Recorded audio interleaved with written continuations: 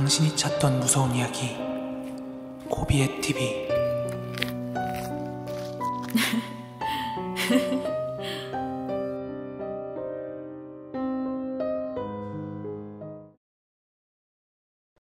이거는요, 저희 시골에서 들었던 이야기예요. 시골 어르신들로부터 들은 이야기인데요. 배경은 좀 옛날이에요.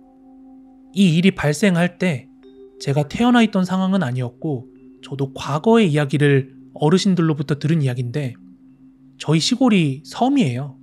배 타고 들어가야 되는 섬에 있는 섬동네인데, 원래는 거기가 바다나 물이었는데 흙이랑 돌 같은 거 이렇게 퍼다 날라서 육지로 만드는 작업을 간척사업이라고 하거든요. 당시 동네 할아버지들이나 어른들께서는 그 일을 하셨는데 당시에 있었던 일이라고 합니다. 그 섬마을 동네에는 작은 항구가 있었는데요. 거기가 원래 고기도 엄청 잘 잡히고 태풍이 불어도 배가 뒤집어지거나 흘러가는 일 없는 그런 신기한 곳이었대요. 그리고 그 항구 바로 앞에는 작은 땅, 터가 있었는데 그 땅에서 이제 잡아온 고기들 손질도 하고 마을 잘 되라고 제사 같은 것도 지내고 마을 행사할 거 아니에요. 거기서 그런 일도 하고 그랬나 봐요. 그리고 그 땅의 원래 주인은 여기 동네 주민이었다고 하는데요. 근데 그 사람이 이제 외지로, 도시로 빠져나가면서 그 땅을 다른 외지인한테 팔았다고 합니다. 그런데 그 이후에 그 부지를 매입했던 외지인이 거기에 자기 집을 짓겠다면서, 사실 시골 마을 같은 경우는 네 땅 내 땅 있어도 서로 거기에서 무슨 작업을 하건 뭘 하건 조금씩 이해해주는 분위기잖아요. 근데 그 땅을 매입한 외지인이 동네 사람들이 쓰려고 놔뒀던, 거기 손질해놨던 그물이라든지 아니면 부표라든지 뱃일에 필요한 물건들을 자기 맘대로 그냥 싹 다 갖다 버려버렸다는 거예요. 그러고는 이제 간척 사업을 하면서 그쪽 바다 생태계가 조금 파괴되기 시작했고, 어른들 말씀하시기로는 거기 바다가 죽었다고 하셨는데, 그러다 보니까 고기도 안 잡히고 그물 쳐봤자 막 이끼가 끼기 시작하니까 하나둘 그쪽으로의 발걸음이 끊기게 된 거예요. 그리고 나서 그 이후에 그 외지인이 지은 그 집 근처에 섬에서는 구경하기 귀했던 차가 한두 대씩 주차가 되어 있는 모습이 많이 보였대요. 그런데 볼 때마다 항상 다른 차들이 주차가 되어 있더랍니다. 당시 섬에서는 차를 구경하기가 워낙 힘들었어요. 다녀봤자 트랙터라든지 경운기 그런 거 뿐이었지. 그러다 보니까 동네 애들이 그 자동차에서 나는 특유의 휘발유 냄새 같은 걸 맡고 싶어가지고 이렇게 그 집 근처를 막 기웃기웃 거렸대요. 차도 구경하고. 그러던 어느 날이었는데 그 섬마을의 한 아이가 또 거기를 이렇게 기웃기웃 구경하고 있다가 그 마당 너머 집 안에 있는 한 남자랑 눈이 마주쳤대요. 근데 그 집 안에 있던 남자가 벽에 바짝 붙어가지고 우뚝 서 있는 채로 눈을 피하거나 그런 어떤 행동도 하지 않고 그냥 이렇게 바라만 보고 있더래요. 근데 어린 아이 시선에 바짝 서 있는 그 어른의 눈이 되게 무서워가지고 딱 굳어 있었답니다. 원래 보통 사람이 마주치면 얘야 너 여기 웬일이야 내지는 눈을 깜빡인다든지 이렇게 둘러보는 그런 액션이 있는데 그냥 멍하니 이렇게 쳐다보고 있으니까 얘가 겁에 질린 거죠. 무서워가지고. 그래서 한동안 그 앞에서 이렇게 몸이 굳어 있었는데 그때였어요.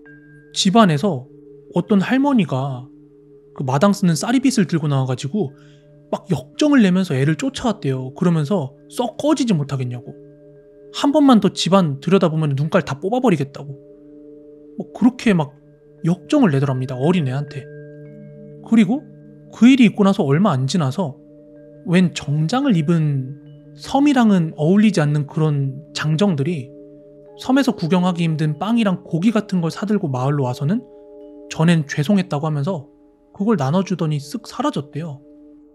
그렇게 그 집은 그냥 거기 있는 집, 아무도 안 가는 곳에 혼자 있는 집으로 약간 남겨지는 듯한 느낌으로 시간이 흘러갔다고 합니다. 왜냐하면 마을 사람들도 굳이 이제 거기를 갈 이유가 없고, 그 사람들도 동네 사람들한테 뭔가 서로 이웃처럼 이렇게 살갑게 지내는 게 아니라 벽치듯이 지내버리고 하니까 거기는 사람들이 잘 접근하지 않는 나홀로 집처럼 그렇게 한 1년 정도가 흘렀다고 합니다. 그러다가 이 마을에서 한번 크게 사단이 납니다. 그게 뭐였냐면은 어느 날요, 그 집에서 빗자루 들고 나와서 소리 지르던 그 할머니 있죠. 이 할머니가 한 나무에 목을 맨 채로 피칠갑을 하고 발견이 된 거예요. 그냥 목을 메고 이렇게 죽어 있는 게 아니라 온 몸이 피칠갑을 한 채로 누군가한테 마치 목을 메어진 것처럼 발견이 된 거예요.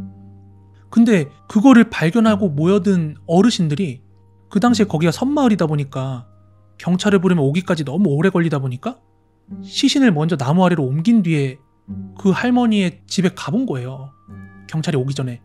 근데 그 집에 가보니까 온갖 똥오줌 냄새부터 막 피비린내, 악취란 악취는 다 나고 있었고, 심지어 마당에 있던 그 차들 있죠, 자동차들, 그거 다 찌그러져 있고 창문 다 깨져 있고 집안도 난장판에다가 완전 다 피바다였다고 합니다. 진짜.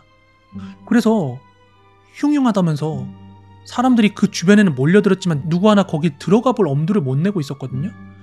그때쯤에 이제 경찰이 도착을 한 거예요.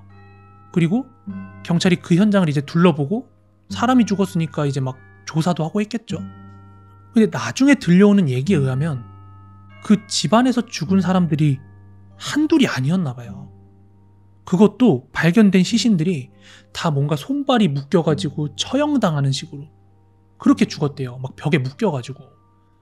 그리고 나중에 알고 봤더니 그 부지를 사서 집을 지은 외지인 있죠. 그 외지인이 알고 보니까 옛날에 도시에서 조직폭력배 무리를 이끌었던 일대 우두머리였던 거예요.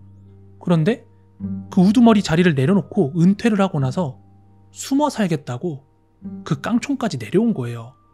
원래 그런 조직 같은 데 몸담고 나면은 여기저기 사방이 적이잖아요. 서로 뭐 칼 들고 싸우고 원수 만들고 이권 다툼하고 막 그런 사람들이다 보니까. 그런데 그렇게 타지로 거처를 옮기고 나서도 조직 안에 배신자가 생겨가지고 살해 협박을 당했나 봐요. 그 우두머리가. 그래서 그 2대 두목이 경호원을 붙여준 거예요. 근데 여기서 말하는 경호원은 무슨 사설 경호원, 정식 경호원이 아니라 그 조직 안에 있던 쫄따구들이겠죠. 그렇게 걔네들을 그 섬으로 보내가지고 호위를 시켰는데 그 2대 두목마저 이 1대 우두머리를 배신을 해가지고 뭐 여차저차 해가지고 그 일가족이 다 그날 다 끔찍하게 죽은 거예요. 그 나무에 목이 메었던 할머니 있죠. 그 할머니 같은 경우는 그 1대 두목의 첩으로 밝혀졌고요. 부인을 포함해서 식모에 키우고 있던 개, 온 가족들이 전부 목을 베어서 죽었다고 하더라고요. 피칠갑인 현장 여기저기 가봤더니 막 사람 목 베어져 있고 그렇게 끔찍하게 죽어 있었다고 합니다. 근데 저는 이 이야기를 들으면서 가장 무서웠던 거는 아무래도 그 섬동네 사람들은 그 집이 부잣집이라는 걸 알긴 알았대요. 조직에서 일하던 사람들은 불법적인 자금으로 돈이 보통 많잖아요. 특히 두목 같은 경우는 얼마나 많겠어요. 근데 그 외딴 섬에다가 으리으리하게 집도 지어놨지, 차도 맨날 왔다 갔다 거리면서 보기 힘든 차들이 막 주차되어 있고 하니까 그 집 사람들이 다 죽고 나서 집만 덜렁 남았을 때 밤마다 몰래 그 집에 가서 부엌대기며 살림살이를 그렇게 훔쳐왔고, 아이들조차도 그 집에서 보물찾기 하겠다고 금붙이 찾는다면서 막 그 집 들어가가지고 뛰놀고 그랬대요. 어린 애들이 사람 죽은 집에서. 그리고 그 마을에서 사람들이 수군대면서 돌았던 소문이 뭐가 있었냐면은 그 첩이라는 할머니가 빗자루 들고 애 내쫓으면서 막 쫓아왔던 날 있잖아요.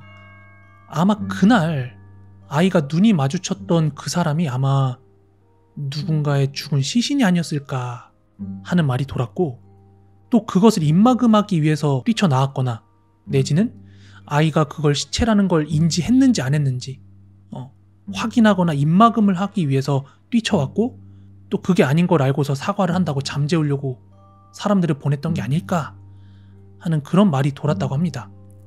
저도 섬에서 살면서 그걸 겪거나 보고 그런 게 아니라 그 섬 사람들한테 나중에서야 들었던 실제 이야기입니다.